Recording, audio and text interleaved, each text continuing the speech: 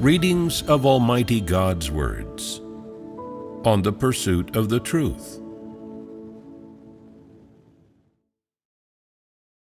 How to pursue the truth. 17. One obvious characteristic of people who are devoid of humanity is that they don't know what's correct and what's incorrect when they act and speak. They always express twisted reasoning. We say they don't know what's correct and what's incorrect, yet they just never say or do what's correct. They only say incorrect things. They can say anything regardless of how incorrect it is. For example, there was once such a person who bought a piece of clothing that didn't fit him, and he saw that someone else's clothes fit them well. So he got angry and said, "This doesn't fit me. How come your clothes fit you so well?" He desperately wanted no one else's clothes to fit them either. Then he would be happy. He was even capable of saying such things. Isn't this twisted reasoning?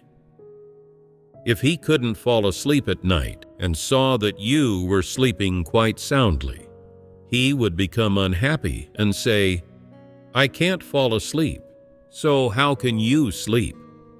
This isn't reasonable. You are sleeping so soundly. Is it because you have no sense of burden in doing your duty? I have to report this to the church leader, to the above." Isn't this twisted reasoning? I'm not joking. This is exactly how those who have no humanity and don't know what's correct and what's incorrect speak. Why do I say he didn't know what was correct and what was incorrect? He reported this to me. When I heard what he said, I thought, there's something off about what this person is saying. It's not sound reasoning. This isn't what someone with humanity should say. He's not at all young, and he has believed in God for more than 10 years. Yet, he doesn't even know whether what he's saying is correct or not. He even takes it to be sound reasoning for reporting that person. This guy is not only unable to discern right from wrong, he doesn't even know what's correct and what's incorrect. He's no good. If he had relayed this matter to you, you truly might not have been able to discern it, and some of you might have fallen for what he said, believing his reasoning was correct. Now that I've described it in this way, can you tell whether it's correct or not? Aren't such people twisted and absurd? They don't know whether what they're saying is correct or not, yet they still say it. They are clearly taking incorrect statements, thoughts, and viewpoints as positive thoughts and viewpoints to express and convey. This is not knowing what's correct and what's incorrect. They are not feigning ignorance, nor are they using these words to mislead people, to fool children. It's clear they don't know what's correct and what's incorrect. Thus, I say they have no humanity. They can't even distinguish what's correct from what's incorrect in such a basic matter. Do they have true reason? Can they still be upright people? They say incorrect things as if they were correct, which is equivalent to saying that black is white. Can they still be upright in their actions? Can they treat people fairly? They can't treat people fairly, so aren't they harming people? Is that being kind? Perhaps they don't want to be evil people, and they also want to be friendly to others. But they don't even know what's correct and what's incorrect. They can't even distinguish black from white. So how could they be friendly to others? This is beyond their reach. Only when one's conscience and reason are sound, and one has the ability to discern and is able to choose the correct principles of practice, can one be kind. If you say you're upright and kind, where are the manifestations of this? If you don't even know what's correct and what's incorrect, how can you be upright and kind? Don't kid yourself, right? This is called deceiving oneself and others. Such people also particularly admire themselves, thinking that their character is upright, that they are kind and do not fear authority, and that whenever they see someone who's done something wrong, they can immediately criticize them. What is your basis for such criticism? If you criticize them based on your own incorrect thoughts and viewpoints, you'll end up tormenting good people, twisting the truth principles of God's house. Isn't that misleading people? If such a person holds power in the church, that means Satan is holding power. If Satan holds power, do most people benefit or suffer? Most people will be seriously harmed and have no way to live. The topics we've been discussing all relate to some common manifestations in people's daily lives. How do you feel after hearing these topics discussed? Do these topics have anything to do with the truth? Are you willing to listen?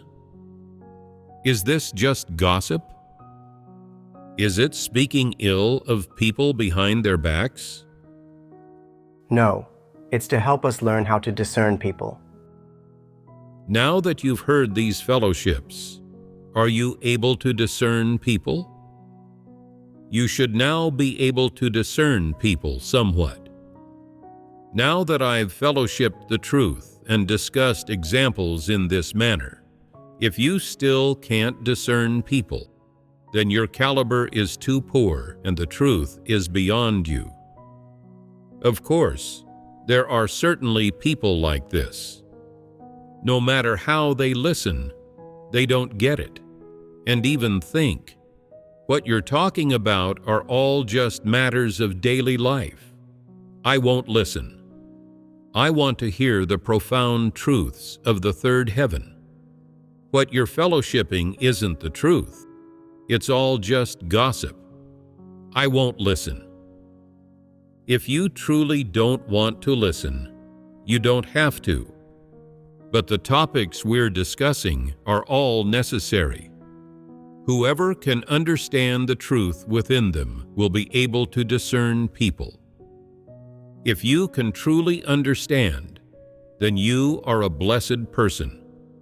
If you can't understand no matter how you listen, and the more you listen, the more muddled you become and the more it gives you a headache, then this manifestation is not a good sign or a good omen for you. Just now, we spoke about the characteristic in humanity of knowing what's correct and what's incorrect.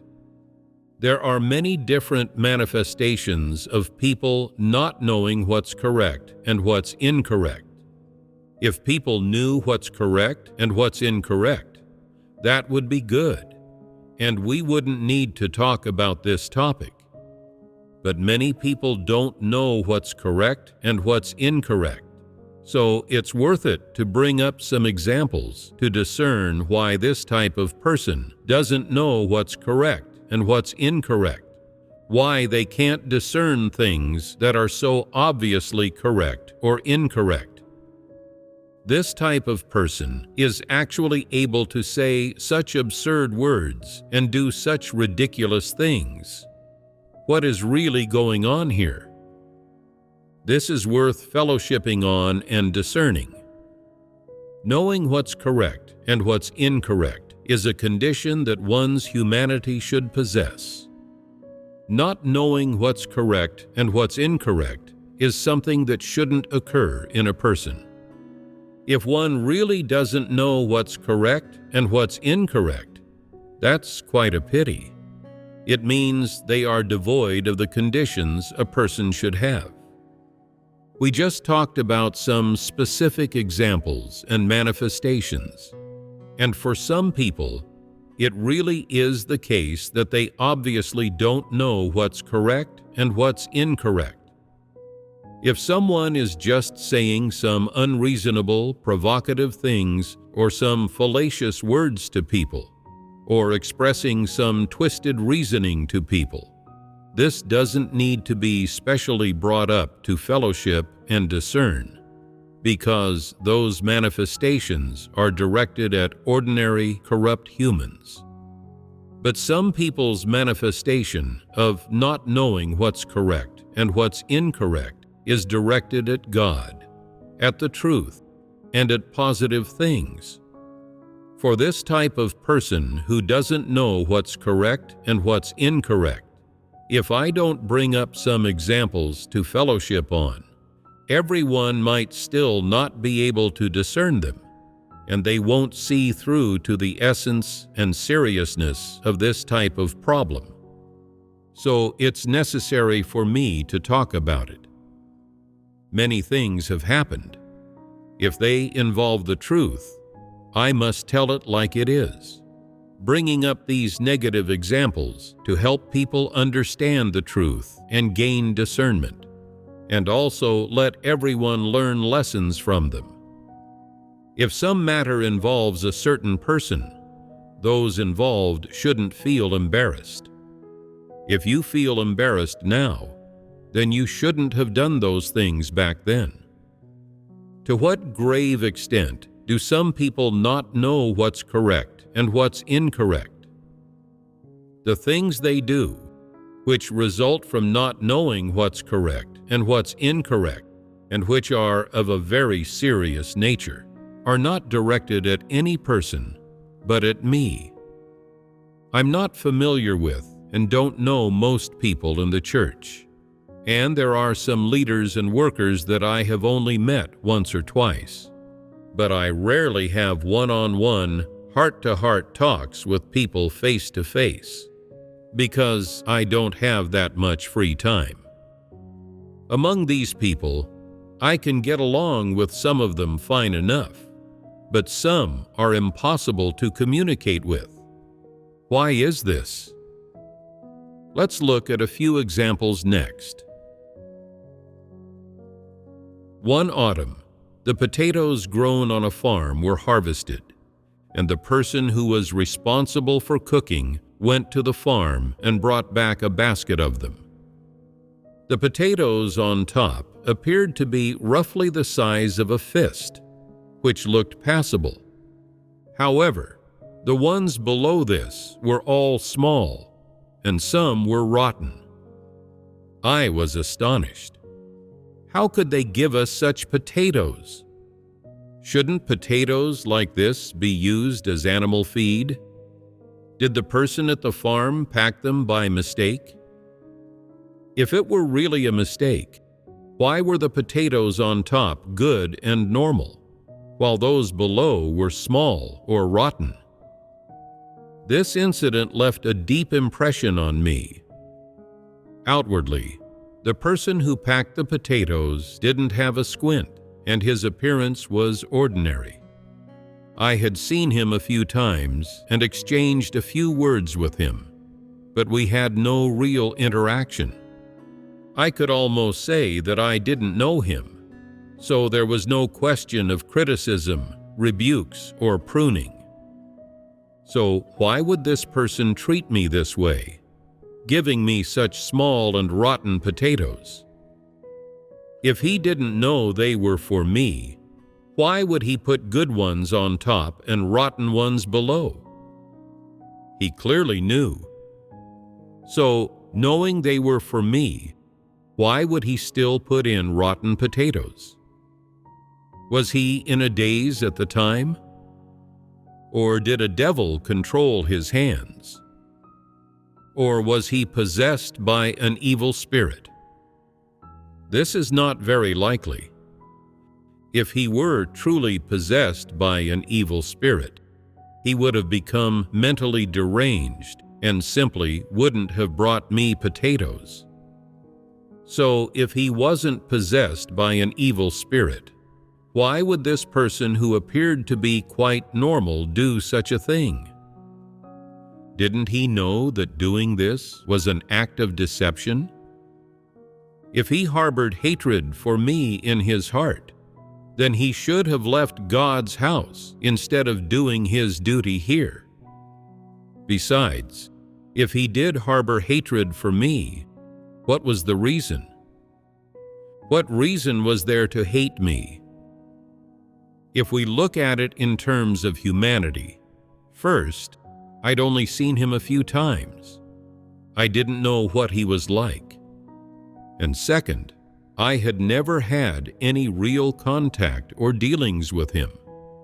I only knew that he worked the land. So why did he treat me this way? There is only one possibility. He could only have done such a thing if he had very strong notions about me and a great deal of prejudice against me, or if someone had incited him. That this person could do such a thing, that he could bring himself to do it, don't you find it inconceivable?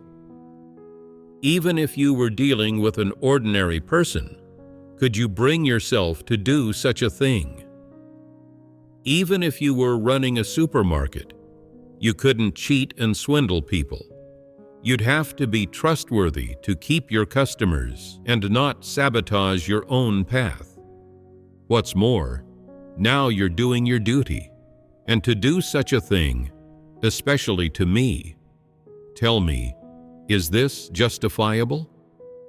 No. Then what is the nature of such a person? Did he know what's correct and what's incorrect when he did this? He had no awareness whatsoever. If he truly had awareness, when he was about to pick up the rotten potatoes, he would have thought, "No, I can't take the rotten ones. I have to take some good ones. Doesn't everyone have to eat good food?" And that's not to mention that they were for me to eat.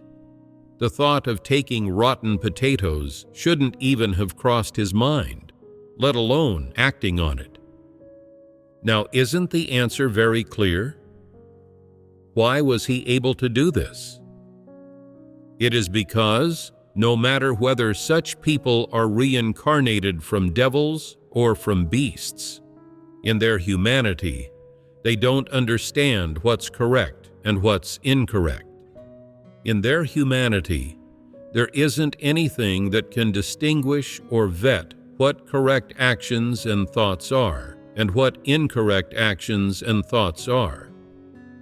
If they're not reincarnated from animals or devils, then they're walking corpses. Then what is the meaning of such a person believing in God? They say, "It's God I believe in. You're just a person. What can you do to me?" Is there any reason in these words? Is this true belief in God? Does treating God this way align with God's intentions? God does not want this kind of belief. Perhaps they'll also say, "Whether God wants me or not is not for you to say." I say, what you are saying is not correct. If the words I speak are God's words, then there is a problem with you treating me this way. Your outcome is determined by God's words.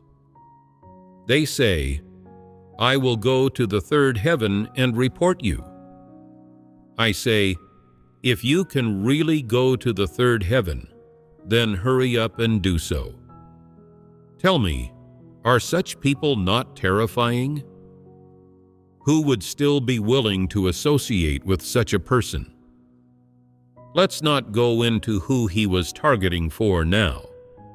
If he wasn't targeting me, but a person, would his actions have conformed to the standard of conscience?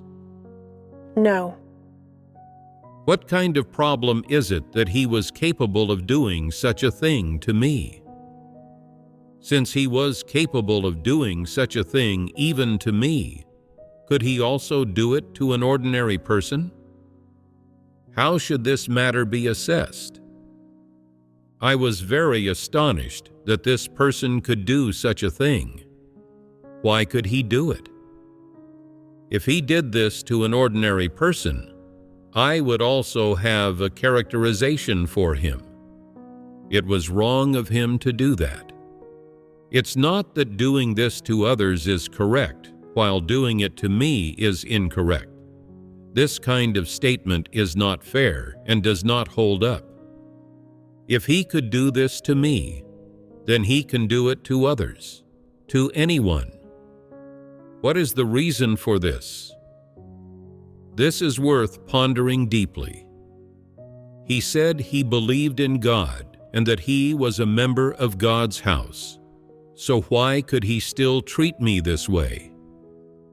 How could he do such a base thing? How could he do something so incomprehensible? He considered himself very kind. So how could he give rotten potatoes to others to eat? Why didn't he eat them himself? Those rotten potatoes, small potatoes, and underdeveloped potatoes are for feeding animals. So why did he give them to people to eat? Even if I don't measure him by the truth, just from a moral standpoint, his actions were not acceptable. So I say he is non-human. Is this characterization accurate? Is it fair? He did such an obviously wrong thing and still didn't know it, and he even felt at ease and didn't have a shred of self-reproach in his heart. Why is this? He had no conscience. He didn't even have a soul. Like a devil or a beast, he had no awareness. He was not a human, so he had no conscience. He didn't know what's correct and what's incorrect, and no matter how serious a wrong he committed, he always felt that his actions were perfectly justified, and he never admitted his mistakes, and insisted on continuing to act the same way. When others characterized him, saying that what he did was wrong, he still thought that he was very much in the right and felt wronged. I say that's not wronging you at all. It's not condemning you or characterizing you as having no humanity without having a handle on the facts.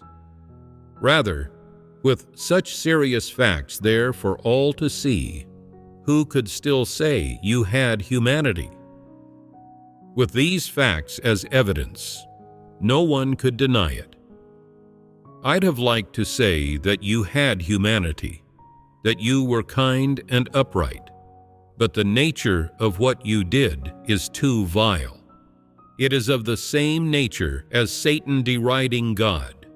It is inverting black and white, just as Satan did by showing God the riches and glory of the world and saying to him, "All these things will I give you, if you will fall down and worship me." Everything in the world and all things were created by God. God created all that there is and everything. God should enjoy all of this.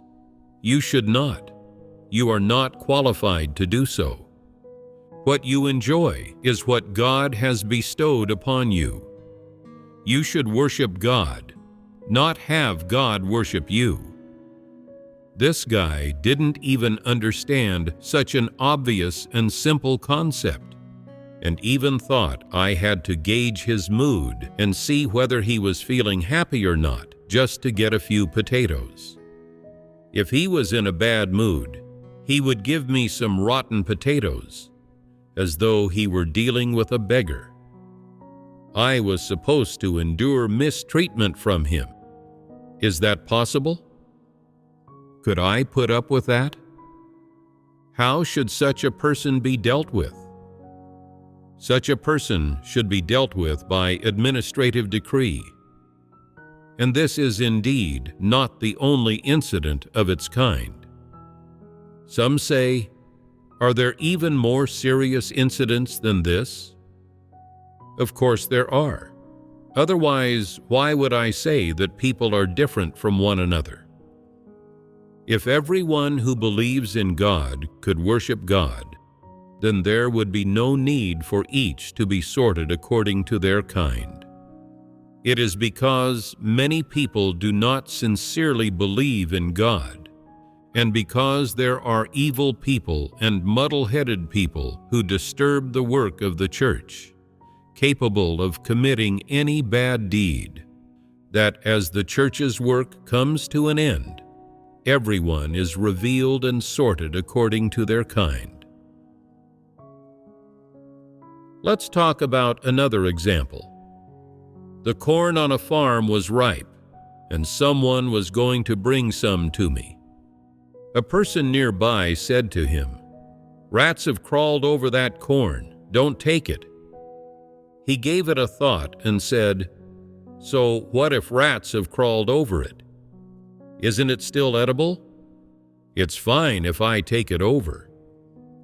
He clearly knew that the corn had been crawled over by rats and was not fit for people to eat, yet he insisted on bringing it to me. What is the nature of this? Does such a person have humanity? No, Then what kind of person is this? not human, but a devil. Tell me, would he agree to giving the corn that rats had crawled over to his parents or child to eat? No. Why not? He knew it was not clean, that eating it would be bad for their health. He wouldn't be willing to let his family eat it. He knew he couldn't give it to his family, yet he insisted on bringing it to me, and others couldn't stop him. So did he know whether this was correct or incorrect? In fact, he knew in his heart that this was incorrect. So why did he still want to bring the corn to me? Am I his enemy? Had I tormented him or harmed him? No, I hadn't done any of these things. I wasn't familiar with him, yet he insisted on bringing me corn that had been crawled over by rats. Tell me, what is the nature of this? This was actually something done by someone who believed in God. It really opens your eyes and broadens your horizons. It really makes you gain discernment and makes you see that there truly is no end to the bizarre in this vast world. Tell me, when he got that corn ready for me, did he have any awareness in his heart? Did he know that what he was doing was incorrect, that he should have brought some good corn, at least corn that hadn't been crawled over by rats? Did he think like this? He had no awareness when it came to such things. If such contaminated corn were brought to his mother or his child, he would have awareness. He didn't have the awareness of conscience that humanity should have. So did he have humanity? What sort of creature was he? Not human. You see, in his belief in God, he did his duty. He suffered and paid a price. He could do physical labor, and he also attended gatherings and read God's words. But why was he so unfriendly to me? Why was he so repulsed by me? I hadn't ever exchanged more than a few words with him, so in what way had I offended him? Some of the people I've had contact with are quite good. and they are quite friendly to me. Not everyone is like him. But I had not offended him, nor had I done harm to him. So why did he hate me so much? You have the answer to this in your hearts. He didn't just hate me. He treats everyone this way. This is precisely the sort of creature he is. If he were to do business, he would definitely cheat and swindle and do all sorts of bad deeds. He has no boundaries of conscience and no principles in his interactions with people. His heart is consumed by these dark things. It is very obvious that this was his consistent method and principle when it came to dealing with people. This was his means and manner of handling things. Some people say, the fact that he could do this means he didn't treat God as God. Is this statement correct? No. Why is it incorrect? Even if you were treating me like an ordinary person, you shouldn't have done this to me. Even if you were just abiding by morals, you shouldn't have done this. If food has really been crawled over by rats or gnawed on by some animal and has bacteria, it cannot even be sold at the supermarket. What if someone eats it and something happens to them?